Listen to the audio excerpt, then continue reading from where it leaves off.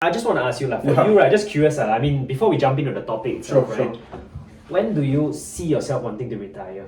It's when do I want to retire? Yeah. Tomorrow. Yeah. Is it? 5-6 million. Yeah. Why that number? Just out of curiosity. What are you gonna do then? But I also want to challenge both of us to think, like, because is this number too much or so? Meaning that we then push out, like, we kind of delay our gratification too far, right? Because like, why does the broader society frown upon people retiring so young? And You are as good as your title, which is absolutely not the case, right? Like, you as a person, you are multiple parts. You're not just what your job title is, what your work is, and everything. There's so many things. But then, this to us, retirement isn't even a word in our dictionary. Yeah. It's like, look, man, we're just moving on to other stuff. It's a proxy for, like, it's a proxy to freedom. For freedom, right? Yeah. It's Do you think there should be more privileges accorded to this segment of people who are deemed as, like, having to serve for the wider community that's growing, prioritizing one group over the other, and you don't, only one group gets all the all the extra effort, the other don't have to. At some point in time, there will be social cohesion issues, and actually we have more and more.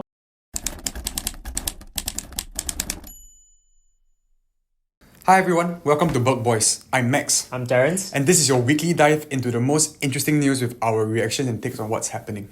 So Max, today our first article is on retirement. Oh. So the writer of this article is actually a retired 52-year-old journalist that's doing some freelance work. Okay. And he's basically recounting his experience that people are saying that he's apparently too young to retire. So he said that he gets a lot of frowns and disapproving looks whenever he tells people he's retired because it's relatively young. And he says that people almost always feel offended that he should quit working life at such a young age, right? And he almost always have to sort of justify himself, saying that, no, I don't have any kids, I don't have major financial commitments, Basically, he's a bit sensitive about people having to ask him all these questions. So live your own life, man. So I just want to ask you, for you, right, just curious, I mean, before we jump into the topic itself, right? When do you see yourself wanting to retire? I mean, ideally, right, in the beautiful picture perfect situation, obviously I wish I could retire by like 40, So I think that's the goal, right? Because, and why I want to retire so young is because, being financially stable is one thing, but another thing is that I have more time to, actual time and effort, right, to pursue whatever I want also. Yeah. Right? I think for me, it's when do I want to retire? Yeah. Tomorrow. Yeah. As soon as possible. Right. I think why for us we given such a young age is also because it's probably related to stress at work, right? Like, honest corporate life is not easy. It's not easy. And sometimes you feel like you're in a hamster wheel. So of course, the earlier you can get out of it, that's the dream for everyone, Absolutely right? True, yes. But Max, I'm just curious, I mean, you of course you mentioned your age, right? Yeah. But what is the number that's required for you to walk away out of all this? Like, I'm sure you have a number, right? Like 40, you need a number. You need at least a quantitative metric. I need some kind of goal to go for. Of course, right? Wow, one number. Wow. I'll probably say maybe like 6 million, is it? 5-6 million, yeah. Why that number? Just out of curiosity. What are you going to do with the number, right? 5 to 6 million. I mean, last week he mentioned that he was a crypto expert, can generate a lot of returns. 5 million, you don't need that much money to generate that kind of return for you to rest at home. 5-6 million, right? Okay, if I were to break it down, I would say out of this 5 million, I'll put a portion of it, maybe like 2 million, right? To SSB, Now your turn to attack. I'll put it into like, S&P or whatever lah. Definitely not STI. 8 years later I get the same return. But anyway, I'll put into like S&P get 7-8% returns. That's pretty good. And then the other 3 mil, I want to do things that I want to do, right? Like for example, maybe I want to start my own philanthropy work. Right? Maybe I want to do my own kind of like travel the world kind of stuff because I love traveling and I think there's so many places I haven't seen and that gives me enough firepower, enough ammo, to kind of just do all the things I want to do. Yeah, but I mean, I'm not too sure if it's too much. I'm not too sure if I'm asking for too much. Yeah. Actually, similar to you, I would say we both have a similar number. Yep. I think that why 5 million is also it buys you that buffer as well, right? During the down market as well. Correct. You also will be able to generate quite good enough returns. Let's say you have a withdrawal rate of like 3 to 4%, right? It gives you that buffer. Yeah. But I also want to challenge both of us to think, because is this number too much or so? Meaning that we then push out we kind of delay our gratification too far, right? Because let's say today, right, realistically, you know, of course, touch wood, you know, you still have quite some runway. Yeah. You get to that number that you want to by 40. But what if this also means that you push that age range out, and then you only get to enjoy much further out? And also, if let's say you want to get there earlier, you probably have to go out in the risk curve to be able to generate the kind of returns to get to 5 million at that age, right? Yeah. So, what I'm trying to say is that you know, why not a lower number? Why not 2 million? It's a question I ask myself. I'd be very honest. I think the reason is because, right, I don't know what I want to do after. If you hold me at gunpoint and ask me what's your post-retirement plans, I couldn't tell you concretely. And because of a lack of that plan, there's a lack of, you know, like a quantitative number to attach to that plan also. So I don't really know what is the right number. I'm just saying this because I feel this sounds right. But to be honest, there's no kind of like scientific or mathematical kind of backing to it lah. Okay. Because I think I haven't had time to really think about it also. Yeah. So for you right now is the number that you feel safest to walk away from everything. That's why I feel safe. I think one reason is because the opportunity cost of your career right now as well. Very true. Because I think what you generate annually as well, right? It's basically you discount it against like what you need to maintain a similar lifestyle as well. Yeah, with the inflation whatever, right? Yeah. Okay, but I guess also there's also one part of it is the monetary aspect, right? So we've spoken about it, right? But what about like once you're done already, what does retirement life look like? Tell me the day in the life. How are you going to spend your time? I didn't tell you how I'm going to... week of the life. Yeah, like how does it look in terms of like, you know, moving forward, right? Like 1 week. Look, I still love training.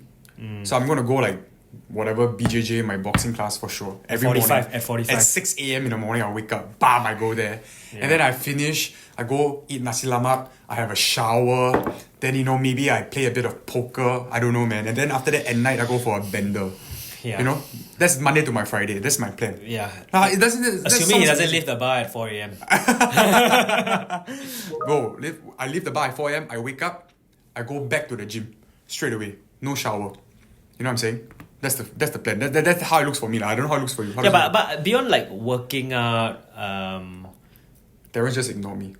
Yeah. No. Beyond working out, the gym and stuff like that, right? Well, what else are you going to spend your time on? What else am I going to spend my time on? I think I'm going to spend my time with a lot of my loved ones. I think a big thing for me is that, look, if I'm able to, if my parents still around, right? If my relatives still around, my loved ones still around, my good friends are still around, I'm going to max out my time with them. You know what I'm saying? Yeah. I'm going to spend so much time with them that they get tired of me. Because at the end of the day, I owe so much to these people because they are very constructive aspect of this life for me. Yeah. You know what I'm saying? I think our ideal retirement life look the same. But I think you are missing out one thing that actually you're going to spend a lot of time as well. Professionally. Yeah. I think it's the investing part as well. True. Because I think there's something that we both talk a lot about and we both clearly enjoy a lot as well. Yeah. So I think a big part of our day is also reading up, spending more time, having more time to mind space to allocate in terms of like what you want to do. Yeah. You know, no, true. Spending time to read about different some of the latest news. Correct. What are the upcoming trends, right? Yeah. I think that's something that we can sort of fill our time as well. Yeah. And you know, when Chinese New Year comes around, I'm going to give my nephews, my niece, the biggest ang paos ever. I'm going to make their day. That's my plan, yeah, really. Yeah, so hopefully I hope you get there soon. Step 1 not even done yet. I haven't found partner yet, bro. It's a long way, bro. It doesn't matter what. You can get the number. You can get the number and find a partner. If you get it tomorrow, your Ethereum goes 10x. Yeah. So I think okay. So now we've spoken about the number, right? Also like what retirement looks like, right? Then now let's pivot back to the article. Like, why does the broader society frown upon people retiring so young? And do you feel like we are becoming a hamster wheel as a society? I think hamster wheel is a given, but I think hamster wheel has not much to do with the retirement. So my thought on this is more of the fact that I think, right, that Singapore ties a lot of self-identity to work. Right? Like, you are as good as your title, which is absolutely not the case, right? Like, you, as a person, you are multiple parts. You're not just what your job title is, what your work is, and everything. There's so many things. But then, it's inevitable that that they spend so much time on work, they tie that to who they are, right? And then, maybe that begs the question, right? Hypothetically, maybe that means that, look, after this person retires, what am I? They don't know. You know, they have nothing else to kind of anchor their own personal self on. And I think that causes that perception of, hey, retiring means you lose value, which is absolutely not the case in my view. I actually agree and disagree at the same time to your point. I think work is definitely for some a big identity. So they identify themselves like what they do, right? Whether they are like what they always say, a consultant, banker, lawyer. Yeah, you know. This is why I met XXX today, XXX. Yeah, they don't want to lose their corporate identities, right? Yeah. But I think for a majority of Singaporeans, there's also pragmatic constraints as well to working.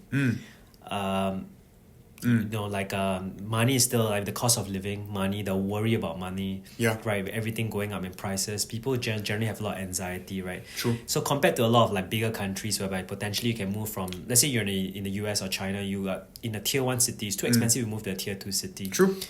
But in Singapore, where do you want to move? Unless you want to go to a different country in our surrounding Southeast Asia. But oftentimes there's a different cultural change, right? And it's not an easy move for a lot of your family members as well, because if you're moving within a country, it's still within the same educational setup, things like that. But you move across borders, you know, you incur other kind of problems basically from a cultural standpoint. So I do think that why people sometimes look at that, because they be like, you know, why are you not trying to maximize on some of this? But fair, but still, you know, if that is if pragmatic constraints are the key driver, right, then every stage of your life you have some pragmatic constraint. Yeah, that's true. It's like you can never get past that hurdle. It's always something at the back of your head, you know. Or do you think Singaporeans are just workaholic in general? Then when you tell them, I'm not working anymore, they'll be like, you know, why are you not maxing out? Why not trying to earn the extra check? Yeah, like I knew back then, right, that this was the case. And this starts very young, because even in uni, right, when people took a gap year just to pursue what they love, it doesn't have to be internship, it can be like traveling, right? They get frowned upon. They're like, hey, you take gap year, you're not scared you lose out in this race. Like this, to me, that's ridiculous. It's like, what's wrong with a gap year? What's wrong with just investing in yourself? If rest is what you need, then you're investing in that, then do it lah. Like, pragmatic concerns will always be there, right? Yes. Like, in this race, like, people have this concept of a race also. Like, it's always going to be there. Look, man, you look up, there's always going to be someone better than you. But that's just how life is. That's true. Yeah, I mean, there's no way out lah. Yeah. So, what's any sort of final thoughts on this? Do you think that we as a society, this is something that it's not something... Actually, we are not very aligned to this article. For us, actually, Max and I, we talk about it a lot. For us, we are ready to go anytime. Yeah, ready to go anytime. Yeah, so the moment we feel like we are done. We won't even look back. We don't even care about this identity too much as well. To us, retirement isn't even a word in our dictionary. It's like, look, man, we're just moving on to other stuff. It's a proxy for like, it's a proxy to freedom. For freedom, right? It's another way to phrase it. But it's a bit like the FIRE movement, I guess, somewhat like that. But for us, it's also not say financially, I guess, right? It's also a bit of spiritual stuff that we want to explore. Correct, right? But I think with not having to spend our life in a corporate jungle, you are also able to explore spiritually across everything as well, right? But I think for us, I don't think we tie a lot of like our self-worth to the identity of the role itself.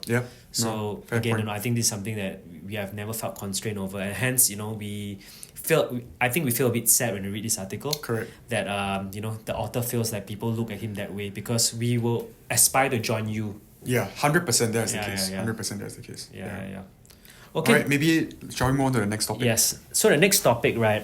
So I saw a Reddit post, which is correlating the number of NS men to the overall population that we have. So we spoke about the population last week. Last week we did. And we mentioned that it hit like a record high of 6.1 million. But of course, the number of NS men stayed relatively constant. So in the Reddit thread, as you can expect, people were like a lot of angst and saying that, you know, there's no privileges. It's just this fixed number of people having to do national service. Correct. And we are sacrificing ourselves for the new citizens and basically the growing community.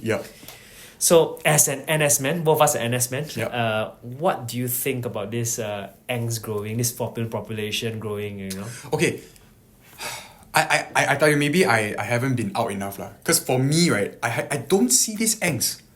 I don't see it. So like, I don't know, maybe me and my peers, like, we don't feel any kind of disturbance lah. Because maybe as a working adult, when I go for my reservist, right, my 6th cycle, whatever, 7th cycle, it's like, to me, it's like, it's a holiday. Yeah, but Max, I think this is not something that anyone can articulate out in society as well, right? You cannot know it's not acceptable to articulate some of these concerns, like saying, oh, it's not fair, whatever. It's I think difficult to it's say. in a corporate workplace and stuff like that. I think a lot of it can, in a proxy manner, can be seen in some of the election results, for example. Some of the topics that the opposition brings about. I think that's one way to kind of see whether, you know, this is definitely a growing... Like, where's the direction? Yeah, and clearly, I think, you know, this is population is a key topic, and hence the government tries to address this regularly, right? Yeah. So I guess my next question, and I know since you don't think that there's any angst, then you're not seeing any... Not that I don't think it's, I haven't seen it myself. That's fair, fair. But I want to ask you, right, say, it's not surprising that, let's say, or you won't be shocked to see population continue scaling upwards. Correct. And honestly, we expect that from the run rate, right? Yeah, for sure. Do you think that, and you expect the NS-men numbers to stay relatively fixed because obviously our newborns are just the number, It's just the number, it won't change. In fact, it might even decline. Yep. Do you think there should be more privileges accorded to this segment of people who are deemed as, like, you know, having to serve for the wider community that's growing? Okay, but what kind of privileges are we looking at? Maybe you can point me in the right direction. Like, I think privileges are obviously of a tangible aspect, right? Okay. Let's not skirt around this topic, right? Yeah. So one would be like any sort of direct payments. Okay. I mean, the mechanism can be via and sort of like a NS-men dividend, right? Yep. Like where we maybe tax the non-NS-men as a Yep. proportion, Yep. and then we distribute out to the NS-men, right? So Yep. that, you know, if the population keep on scaling, they are sort of somewhat like rewarded with like a national dividend, a differentiate like a higher tax deduction, right? And these days, you know, when you receive your income tax, you get a tax quite deduction happy from with the that. NS-men, right? So Yeah. perhaps more for NS-men as Yep. well. Mhm, But I think something tangible to kind of to show that, you know, to show that there's you know, your services are rewarded. Okay. Thank you for your service, that kind of like thing, you know. Challenge me on this, right? Because my knee-jerk reaction, if you're going to increase tax on the foreign population so that you can give some extra cash incentives, cash benefits, injections to the NS-men population, I don't see the foreign population being okay with that. Like, I just don't see them sitting back and be like, hey, look, I know Singapore is always such a peace-loving country, so many treaties, whatever, right? Like, why would we ever be worried that we need to utilize your services in the case of war? Why do you pay a premium for your protection? But Max, it's no different from going to the UK and having to pay national insurance tax. Fair point. Right, I mean, you go to many European countries, you pay a very high tax rate, but you never benefit from any of this unless you stay 30 years. Yeah. Right, you pay for the rationale for paying much higher tax in the West is because they have all these social programs that they need to run, and then you benefit from. But if you go from a very short time, you're not going to benefit from it. But it doesn't stop you from having to pay. Yeah. Right. What I'm suggesting here potentially is maybe like a small nominal, 1 to 2% or whatever. I don't know the number, right? But I'm saying that. Could there be potentially that's how you fund that direct payments, because of course you cannot fund any sort of government programs just out of thin air, right? Correct. Of course, you know, we are a small nation, we don't have infinite budget, right? Yeah. But I think that's something worthwhile to consider. I mean, even if you add 1 to 2% on whatever they are earning, I mean, it's still one of the lowest tax rates in the world by far in Southeast Asia as well. Yeah, I mean, to be honest, also to make this even more concrete, right? I mean, I'm sure you and I both know when we go for our reservists, it's like they always give us surveys at the start, surveys at the end. I mean, maybe the surveys can include like, what do you guys want to see moving forward? What kind of benefits you guys want to see? I'm sure we'll hear a very myriad of responses, and we can, you know, from there we can decide lah. But I do agree. I mean, in principle, I do agree that NS-men should deserve a bit more. Yeah. And to me, why I'm mentioning this as well as pushing back to you as well is that I'm sure you have observed there are increasing social cohesion problems in the Western countries. Yes. Whereby a lot of migrants are struggling to integrate, or at least the current population, the incumbents feel like the migrant populations are not integrating well. Okay. What we don't want to is, hopefully we never have to deal with that in Singapore. I think like you mentioned, Singapore is relatively okay. We don't really have that kind of problems. Yep. But if you keep accentuating the difference, like you keep like prioritizing one group over the other, and you don't, and only one group gets all the all the extra effort, the other don't have to. At some point in time, there will be social cohesion issues, and actually we have more and more. We see more and more actually as well. And this thing is like, it's like a slow term build up. Correct. Because maybe it's not our batch. Maybe it's not even the next. But the one after, Correct. who knows how this population will change? I mean, you just read some of these Reddit threads. Yeah, there's I'm sure they're angry, right? Yeah, I mean, there's clearly a lot of anti-sentiments, and this is sure. more to preempt some of the social cohesion problems that we see down the line. And I think that's a fair point. Yeah. So, I guess on this, any sort of like final thoughts? Do you think that or this as an NS man lah, right? Would you want to see more done? I mean, I get your point on like you don't think it's a very big problem now, but Yeah. would you at least like the government to front run this and Yeah, come up I mean, with try solutions? some pilot programs, right? With maybe the ones that are what do you call it when you finish reservist? ROD. ORD. No, that's after NS. ROD. ROD, right? Yeah. Like when ROD for the ROD batch. Because none of us don't know. ROD already. Yes. We still got a few more cycles. But Yeah. I mean, if pilot test a bit, I mean, once again, in principle, they should kind of give some kind of support lah. I mean, what's the worst that can happen, right? Yeah. I mean, the population is also, the NS men population also not say super big, right? It's not super big also, and Yeah. and sometimes you've been university, right? Like Yeah. you can see like people you're older and the one your peers actually 2 years ahead of you, right? Yeah, exactly. So 2 years is a promotion in the corporate world, right? Yeah, I mean, that's time that is not going to be come back, yeah. The investment, is still a big thing.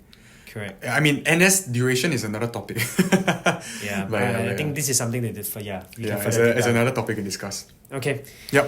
So final topic of the day. This one should be Wow. quite lighthearted lah. Okay. And Sure. I thought it's just quite funny lah. Yeah. And I think you probably have.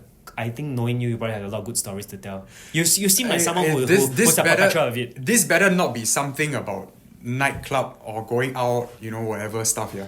See, that's guilty conscience. The first thing you think about, it's correlated with that. I just have to make sure first. Okay, but Okay, yeah. so the final article or this thing that I want to discuss is a Reddit post basically again. And I saw this Reddit post whereby the MRT now is implementing guidelines on not sitting down on the floor. Are you serious? So no, there's no repercussions like a guideline, right? There's no like fines or anything. Okay. But it's like keeping volumes low, that kind of guideline. Okay, But they okay, put it okay. a sign there to say that hey, you are not allowed to sit on the floor. That's stupid, but yeah, sure. Just curious, last time when you were younger, do you used to sit on the floor? I sleep every day. I sit every day. Every time I go back from So you're a school. menace lah that they're trying to cure. I better not have kids, right? No, Yeah. but the thing is, why wouldn't you sit on the floor when you're young? No, okay, I know myself. After soccer, I'm damn smelly, right? Then like nobody want to sit next to me. Yeah. I sit next to them, they stand up, right? And then obviously now, okay lah, I'm keep to my own space. I sit at the corner of the tram.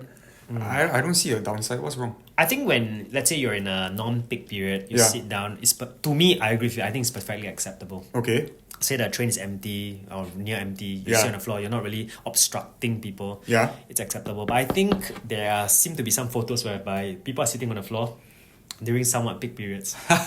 So it's like blocking entranceway and stuff like that. Okay. Right. So that could turn out because usually like how MRT is set up, right? No one really sits in the middle of the No one sits in the middle. two Yeah, rows, right? exactly, So people exactly. usually go to the corner and sit. Correct, but you know correct. how when you go to CBD, it opens both sides. It's also? almost like everyone, bow, right. yeah, So yeah. sometimes that can be a problem lah. Yeah, and I guess, thinking on a bit, not say out of the box, but thinking a bit more, it's like, I guess if you sit on the floor, peak period, it's a bit awkward for the females also, right? It's not very nice lah, right? So I guess, yeah, but I think in principle, what's funny is that they had to write a legislation about this. Yeah. You know what I'm saying? That is actually what I want to discuss with Yeah. you, right? I feel like it's a bit too prescriptive. Yeah. Like, what have we become as a society that we need They to really write have this something kind of have like- Right. Look, what the? I don't get it. Yeah. So But- I also don't understand. So when I saw this, I was like, why do we need to write? And I feel like this is more like it's common etiquette, right? Just Yeah, exactly. Common Yeah. etiquette. But I guess this means that, like, number one is etiquette. What's going on with etiquette? That's number one. Number two is, I'm sure there's a lot of complaints. The noise must have come from somewhere. yeah. Were you noisy last time when you were sitting down? No, I very quiet while I read book. Don't lie lah. He's never read a book. I have. I have read like What? Jack and Jill? Merchant of Venice by Shakespeare. Is it by Shakespeare? Yeah, that's for your literature. Right? yeah. He only reads when he needs to. Yeah, I only read when I need to. I don't see a need. Actually, I never really sat on the floor. Never. You know why no? You take Grab Premium everywhere. No, when but you just- my student got no Grab. you take a Uber everywhere. Don't have Uber, so comfort their growth. Back then have what? Uber. When I Inception time was 20 what? 2014, 15. Bro, I remember using Uber in Singapore, bro. Yeah. I remember using. You atas Oh, I use it only if it's past certain he's a hours. posh boy. No, I'm not. I love LRT, I love MRT, I love SBS bus. Okay, so I think Hey, wait, sorry. So if sit on SBS bus cannot? If sit on bus cannot? I think it's ridiculous to sit on a bus, honestly, because I think the bus is a lot more shaky also. I mean, honestly, true. you should give the person a medal if you can sit on the bus. Dude, I see him, I'll give him a medal. Yeah. How you sit on the bus? And there's so little floor space already. And I honestly think for at least for bus, you're clearly obstructing. Yeah. There's There's no because you know question there's about sometimes also there's all the like disabled also Yeah. areas, right? If you sit on I think not you're just nice. a problem for everyone. True. And honestly, for buses, you get seats so readily. Yeah. Why do you even need to do that? But you know the bus to JB, everyone sit on the steps one. Is it? Yeah. Yeah. Okay. You know, he said everyone, it means he's. I don't know. So yeah, I'm always learning something new. So yeah, I'm glad it carried on the adulthood. Look, I don't sit in Singapore bus anymore, Singapore train anymore, but I'll sit in the JB side lor. Okay. For sure. Go Okay. ahead. Okay, any final thoughts on this? No, we need to reflect why we need to write prescription about this. Yeah, I think that's I don't know why we need to do it, but yeah, okay. Same. Honestly, I'm just shocked. I thought it was worthwhile to just have a quick. No, that's a casual great article to discuss. Yeah. Okay, I think that's it for today. Yeah, that's it. All right, thanks guys. Thanks so much for watching. Remember to like, subscribe, and comment. Yeah, whatever you guys feel or we should discuss for next week also. Okay, that's all good. All right, Bye-bye. see you guys next week. Bye bye.